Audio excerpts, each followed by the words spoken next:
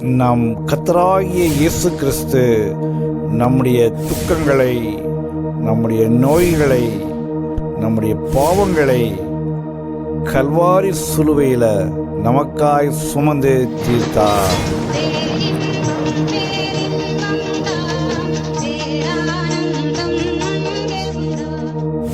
இந்த பேரின்ப நேரத்திற்கு உங்கள் யாவரையும் அன்பாய் அழைக்கிறோம்.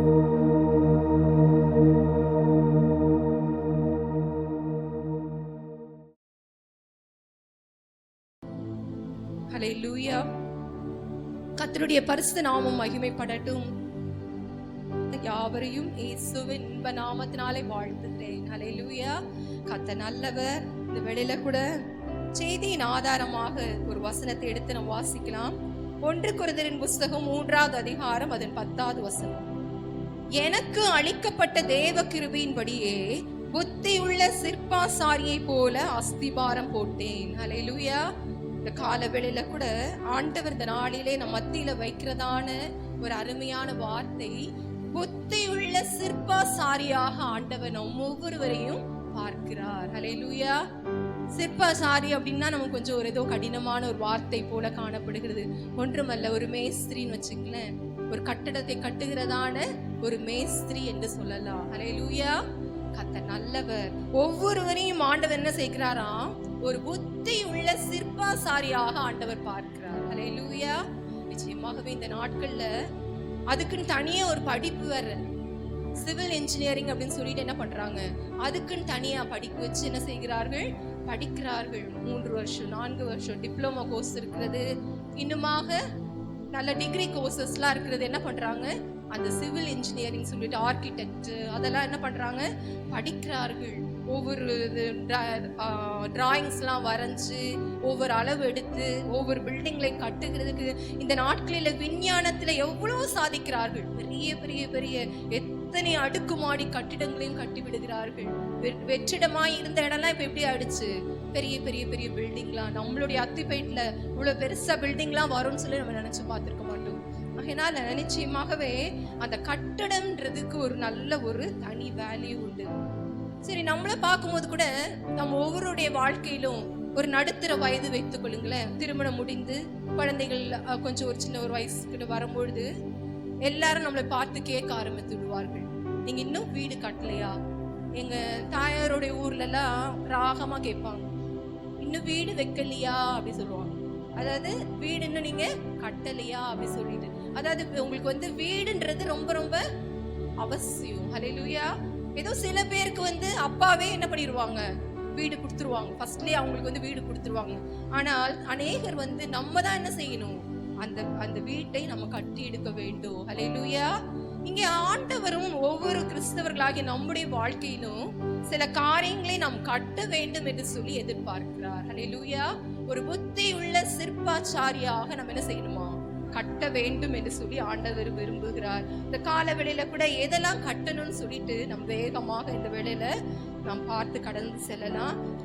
ஜெபிக்கிறவர்கள் நன்றாக ஜெபித்து கொண்டு, ஆண்டவரே நீங்க எங்களோட பேசுங்க என்று சொல்லி ஜெபத்துல தாங்கிக் கொள்ளுங்கள். கர்த்தர் நம்மோடு இடைப்படுவாராக. முதலாவதாக மத்தேயு எழுதின புஸ்தகம் 7வது அதிகாரம் 24 27 வரைக்கும் நம்ம வாசித்து பார்க்கும் பொழுது ஒரு அருமையான ஒரு சத்தியத்தை ஆண்டவர் இந்த இடத்துல நமக்காக மறைத்து வைத்திருக்கிறார். ஆண்டவர் என்ன சொல்றாருன்னா, ஒரு புத்தி உள்ள மனுஷன் என்ன பண்றானா, கண்மலை மேல வீட்டை கட்டுகிறான். ஹல்லேலூயா. நிச்சயமா கொஞ்சம் கஷ்டமா தான் இருக்கும். ஒரு கரடு முரடா அத ஒரு ஸ்ட்ராங்கா இருக்கிற இடத்துல ஒரு வீட்டை கட்டணும்னா ரொம்ப கஷ்டமான காரியம். ஆனாலும் என்ன செய்கிறார்கள், அதை கட்டி முடித்த பொழுது ஒரு நாள் வருகிறது, காற்று அடிக்கிறது, மழை வருகிறது, அப்பொழுது அந்த வீடு என்ன செய்கிறது, எதுக்குமே அசையவில்லை. ஹல்லேலூயா. நல்ல ஸ்ட்ராங்கா இருக்குது. ஆண்டவர் இதை எதற்கு ஒப்பிடுகிறார் என்றால், ஆண்டவருடைய வார்த்தையின் மேல அஸ்திபாரம் போடப்பட்டிருக்கிறதான ஒரு அனுபவம். ஹல்லேலூயா. இந்த காற்றும் மழையை எதை குறிக்கிறது என்றால், நமக்கு வாழ்க்கையில வருகிற துன்பங்கள், போராட்டங்கள், பிரச்சனைகளை குறிக்கிறது. அநேகருடைய வாழ்க்கையில நல்ல சந்தோஷமா போயிட்டே இருக்கும், ரொம்ப ஆண்டவரை தேடுவாங்க, ரொம்ப உற்சாகமா இருப்பாங்க. ஏதாவது ஒரு போராட்டம் வரும் பொழுதுதான் தெரியும் அவங்களுடைய வாழ்க்கை எது மேல அவங்க அஸ்திவாரம் போட்டிருக்காங்கன்னு சொல்லிட்டு. நிச்சயமாக இந்த போராட்டங்கள் வரும்பொழுது அநேகர் என்ன பண்ணிடுவாங்க, பின் வாங்கிடுவாங்க. சர்ச்சுக்கு போயிட்டு இருந்தவங்க ஆனா இப்ப நான் 3-4 மாசமா போகல. ஏன்னு கேட்டா எனக்கு ஒரே போராட்டமா இருக்குது, அதனால நான் சர்ச்சுக்கு போகல. நான் சொன்னேன், நீங்க இப்படி பண்ணீங்கன்னா சாத்தானுக்கு தான் ரொம்ப சந்தோஷம். உங்களை அதை சர்ச்சுக்கு போக கூடாதுன்னு சொல்லிட்டு தான் இப்படிப்பட்ட போராட்டங்கள் வருகிறது. அப்ப நீங்க போகாம நீங்க நின்ட்டா நீங்க ஜெயிக்கல, சாத்தான் தான் என்ன பண்ணிருக்கிறான், ஜெயித்திருக்கிறா. ஹல்லேலூயா. நிச்சயமாக ஆண்டவருடைய வார்த்தைகள் மேல நம்ம அஸ்திவாரம் போடப்பட்டிருந்தோம்னா ஒரு நாள் என்ன பண்ண மாட்டோம், சோர்ந்து போகவே மாட்டோம். ஹல்லேலூயா. எப்படியாகிலும் நான் மேற்கொண்டுருவேன், கர்த்தர் எனக்கு பலன் தருவார், அவர் எனக்கு போதுமானவராய் இருக்கிறார்னு சொல்லி என்ன பண்ணுவோம், எழுந்து பிரகாசிப்போம். அடுத்த ஒரு சம்பவத்தை போட்டிருக்காங்க. அந்த இன்னொருத்தர் எப்படி வீடு கட்டினாங்களாம், புத்தி இல்லாத மனுஷன் அந்த மணலின் மேல வீடு கட்டுறாங்க. ரொம்ப ஈஸி, எந்த கஷ்டமே இல்லை. கடற்கரை கூட போனா என்ன பண்ணும், சின்ன பிள்ளைங்களாம் உடனே பெரிய கோபுரம் வந்துடும், அழகா எல்லாம் பண்ணிடுவாங்க, ஸ்டெப்ஸ் எல்லாம் போட்டுருவாங்க, உள்ள கதவு வச்சிருவாங்க, என்ன வேணா செஞ்சிருவாங்க. அந்த மணல்ல அடுத்த நிமிஷமே வீடு கட்டுறது ரொம்ப ஈஸி தான். எந்த அஸ்திவாரமும் ஆழமா நோண்ட வேண்டாம், ஒண்ணுமே செய்ய வேண்டாம். ஆனால் அது எப்பொழுது தெரியும் என்றால் ஒரு பிரச்சனைகள் வரும் பொழுதுதான். ஹல்லேலூயா. மழை காற்று அடித்தது, மழை பெய்தது, அந்த வீடு இடிந்து விழுந்து ஒன்றுமில்லாமல் போயிற்று. ஹல்லேலூயா.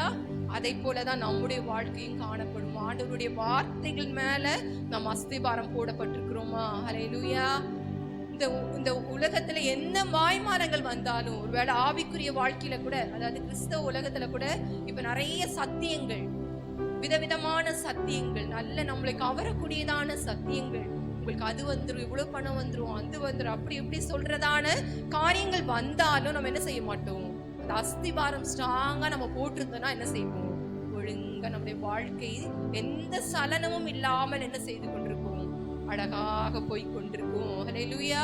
அப்ப கர்த்தர் முதலாவது நம்ம எதை கட்ட வேண்டும் என்று சொல்லி பார்க்கிறோம் என்றால், நம்முடைய வாழ்க்கையை ஆண்டவருடைய வார்த்தைகளின் மேல கட்ட வேண்டும் என்று ஆண்டவர் எதிர்பார்க்கிறார். ஹல்லேலூயா. இதுதான் முதலாவதாக ஆண்டவர் இந்த நாளிலே ஒரு புத்தியுள்ள சிற்பாச்சாரியாக ஆண்டவர் நம்முடைய வாழ்க்கையை ஆண்டவருடைய வார்த்தையாகிய அஸ்திபாரத்தின் மேல கட்ட வேண்டும் என்று சொல்லி ஆண்டவர் எதிர்பார்க்கிறதை பார்க்கிறோம். ஹல்லேலூயா. அடுத்ததாக பார்க்கலாம். அடுத்தது நீதிமொழிகளின் புஸ்தகம் 14:1. புத்தி உள்ள ஸ்திரீ தன் வீட்டை கட்டுகிறாள், புத்தி இல்லாத ஸ்திரீயோ தன் கைகளினால் அதை என்ன செய்கிறாளாம், இடித்து போடுகிறாள். நேற்று பெண்கள் தினம் அநேகமா எல்லா ஊழியக்காரர்களும் இந்த வார்த்தையை வைத்து பேசியிருப்பார்கள். புத்தி உள்ள ஸ்திரீ தன் வீட்டை கட்டுகிறாள் என்று சொல்லி. ஹல்லேலூயா. நிச்சயமாக அது உண்மைதான். ஹல்லேலூயா. நம்முடைய வீடு கட்டப்பட வேண்டும் என்றால் சகோதரிகளாகி நாம் ஒவ்வொருவரும் புத்தியாய் நாம் நடந்து கொள்ள வேண்டியது அவசியமாய் இருக்கிறது. ஹல்லேலூயா. ஒருவேளை சகோதரர்களுக்கு வேற விதமான அவங்களுக்கு ஆண்டவர் சில காரியங்களை வைத்திருந்தாலும், வீடை கட்டுகிறதான, குடும்பத்தை கட்டுகிறதான ஒரு நல்ல ஒரு திறமையை, ஒரு தாளந்தை, ஞானத்தை ஆண்டவர் யாருக்கு தான் கொடுத்திருக்கிறார், சகோதரிகளாகி நமக்கு தான் கொடுத்திருக்கிறார். ஹல்லேலூயா. ஆவதும் பெண்ணாலே அழிவதும் பெண்ணாலேன்னு சொல்லுவாங்க. ஹல்லேலூயா. நிச்சயமாகவே எத்தனையோ பேர் அதுக்கு நம்ம சாட்சியாய் நம்ம பார்க்க முடியும். நிச்சயமாகவே ஒருவேளை எனக்கு என்னுடைய குடும்பம் அழிஞ்சிச்சு அப்படின்னு நினைச்சீங்கன்னா ஆண்டவரத்துல ஞானத்தை கேளுங்கள். ஹல்லேலூயா. என்னென்றால் நம்ம வாசித்தோம்ல 127:1, கர்த்தர் வீட்டை கட்டாராகில் கட்டுகளின் பிரயாசம் விருதா என்று சொல்லி. ஹல்லேலூயா. ஒருவேளை நமக்கு அந்த ஞானம் இல்லையா, ஆண்டவரத்துல நம்ம கேட்போம். கர்த்தர் அந்த ஞானத்தை நமக்கு என்ன செய்வார், பரத்திலிருந்து கட்டளையிடுவார். ஹல்லேலூயா.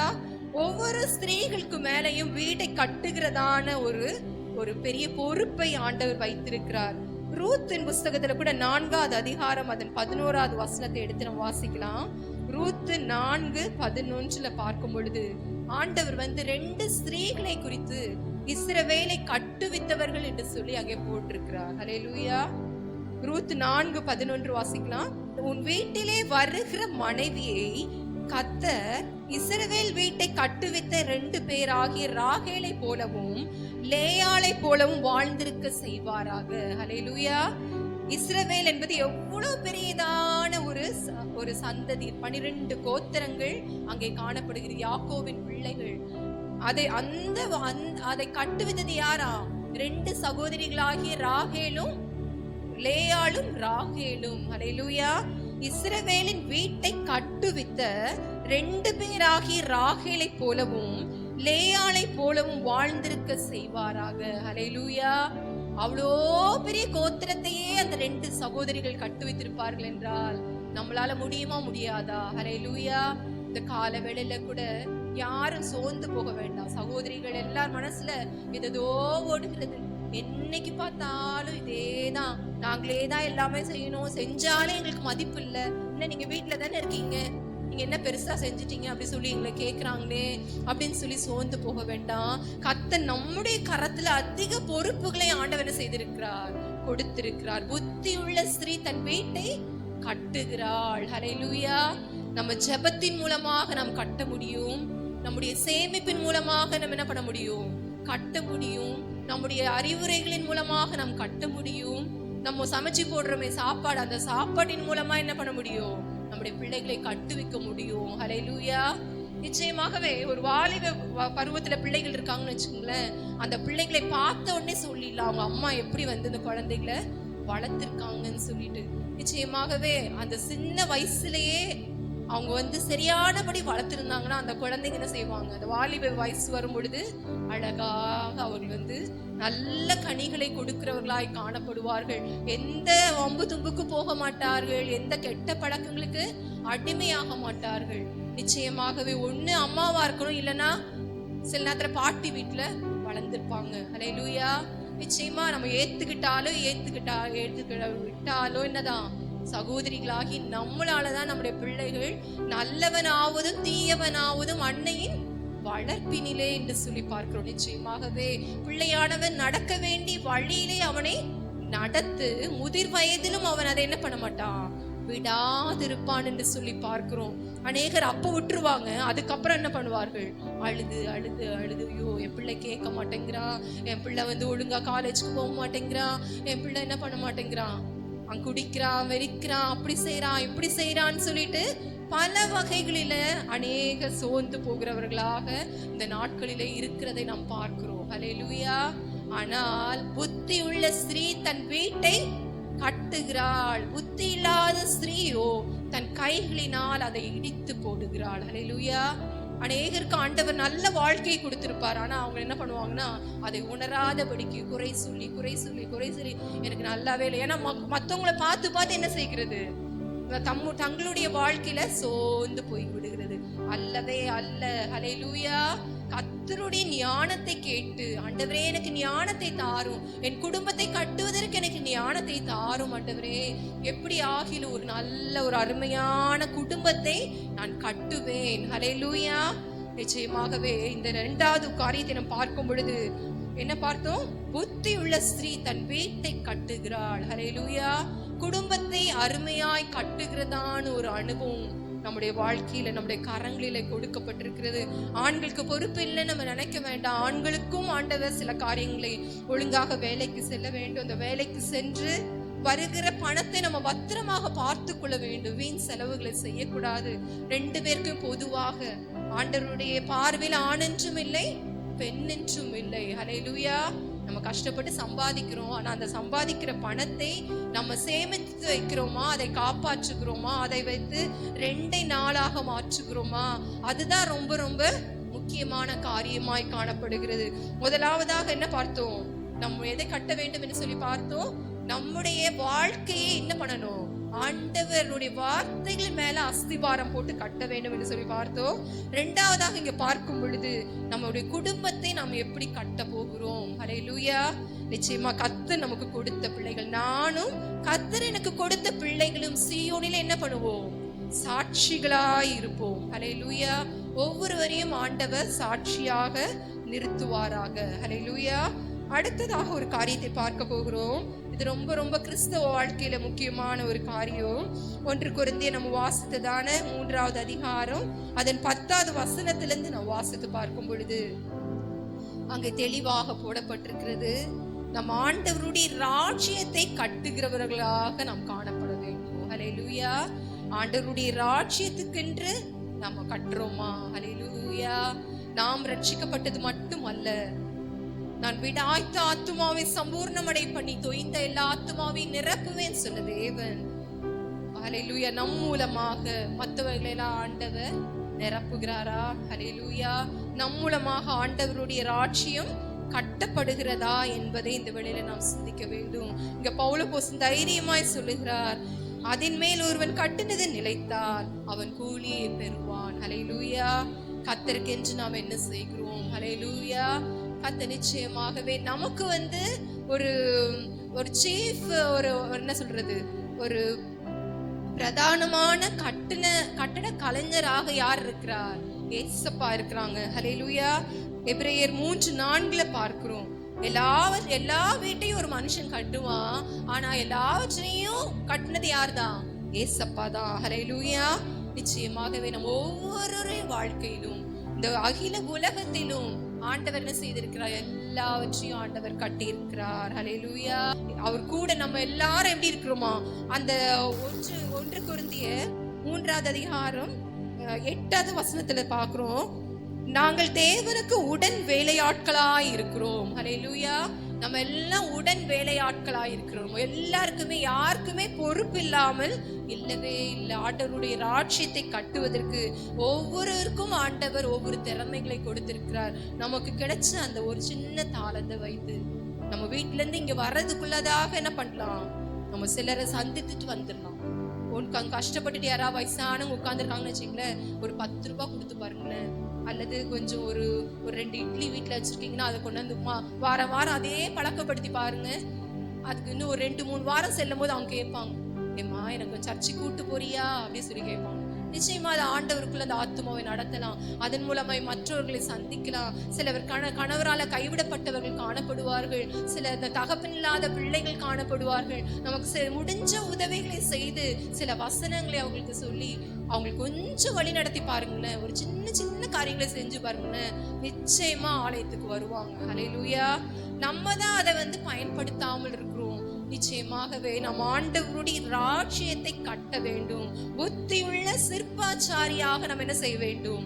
ஆண்டவருடைய ராஜ்யத்துக்காக நம்ம ஏதோ ஒரு வேலை செய்கிறோம்னு வச்சுங்களேன், கூட வேலை பார்க்கிறவர்கள், பிசினஸ் நடத்துற நம்ம கீழே வேலை பார்க்கிற ஆட்கள், நம்ம ஒரு கடை வச்சிருக்கோம்னா கடைக்கு வர ஆட்கள், அல்லது நம்ம பக்கத்து வீட்டுல இருக்கிறவர்கள், எல்லாருக்குமே நம்ம என்ன செய்ய முடியும்? சிறு ஊழியத்தை நம்மளால செய்ய முடியும். ஹல்லேலூயா.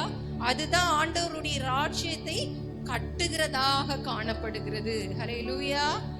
இது எப்போ நம்ம செஞ்சது வெளியே தெரியும்னா, ஆண்டவர் வருகையின் நாட்கள் என்ன செய்வாரா? அக்கினியினால சோதிப்பாரா. நம்ம செஞ்ச ஒவ்வொரு செயல்களும், நம்ம முதல்ல பாடணும் பாத்தீங்களா, ஒவ்வொரு நாளும் ஒவ்வொரு செயலாம் கற்களாலே நம்ம என்ன செய்யறோம்? ஆண்டவருடைய ராஜ்யத்தை கட்டுகிறோம். ஹல்லேலூயா. சுத்தி வச்சு அடிச்சு வேலை பார்க்கறதல்ல, அல்லது ரம்பத்தால் அறுத்து வேலை பார்க்கறதல்ல, நம்முடைய ஒவ்வொரு செயல்கள் மூலமாக. ஹல்லேலூயா. ஒருவேளை நான் பெருசா செய்யாம இருக்கலாம், ஆனால் அந்த காரியம் ஆண்டவருக்கு உண்மையா இருக்கும் என்றால் அது பொன்னாக காணப்படும், வெள்ளியாக காணப்படும். நம்முடைய வாயிலிருந்து வருகிற வார்த்தைகள் சுத்த வெள்ளி கொப்பான சுத்த சொற்களாய் இருக்கிறது என்று சொல்லி போடப்பட்டிருக்கிறது. அப்ப நம்ம அப்படி ஒரு வார்த்தைகளை நாம் வெளிப்படுத்துவோம் என்றால் நிச்சயமா ஆண்டவருடைய வருகையில அந்த காரியங்கள் என்ன செய்யப்படும்? சோதிக்கப்படும் அக்னியினால. ஒருவேளை நம்ம பெருமைக்காக மேட்டுமைக்காக செஞ்சிருப்போம்னா அதெல்லாம் வைக்கோலாக அல்லது இந்த மரத்தை போல அதெல்லாம் நெருப்புல எரிஞ்சு போயிரும், இருக்காது. ஆனால் சின்ன செயலா இருந்தாலும் நம்ம உண்மையாய் ஆண்டவருக்கு ஏதாவது சின்ன ஒரு கலசம் தண்ணி கொடுத்தா கூட அது எப்படி இருக்கும்? வெள்ளியாக பொன்னாக அப்படியாக ஆண்டவருடைய வருகையில காணப்படுமா? ஹல்லேலூயா. அதன் கூலியை பெறுவான் என்று சொல்லி பார்க்கிறோம். ஹல்லேலூயா. அந்த 3வது அதிகாரத்துல கடைசியில நம்ம வாசித்தோம்ல 14வது வசனம், அதன் மேல் ஒருவன் கட்டினது நிலைத்தால் அவன் கூலியை பெறுவான். அந்த அக்னியினால சோதிக்கிறோம்ல, அப்ப சோதிச்ச பிறகு எது நிலைச்சிருக்கோ, நம்ம கட்டினது நிலைச்சிருந்ததுன்னா அதோடைய கூலியை நாம் பெற்றுக்கொள்வோம். ஹல்லேலூயா. இந்த கால வேளையில கூட நிச்சயமா நாம் நினைச்சு பார்த்து கொள்வோம். ஹல்லேலூயா. நான் ஆண்டவருக்காக ஒரு புத்தியுள்ள சிற்பாச்சாரியாக என்ன பண்ணணும்? நான் கட்ட வேண்டும். ஹல்லேலூயா. ஒருவேளை நம்ம ஆண்டவராகிய இயேசு கிறிஸ்து தள்ளப்பட்ட கல்லாய் தான் காணப்பட்டார். சங்கீதம் 118:22 நாம் பார்க்கிறோம், வீடு கட்டுகிறவர்கள் ஆகாதென்று தள்ளின கல்லே மூளைக்கு தலைக்கல்லாயிற்று. ஹல்லேலூயா. அது கர்த்தராலே ஆயிற்று. நம்முடைய கண்களுக்கு ஆச்சரியமா இருக்கிறது.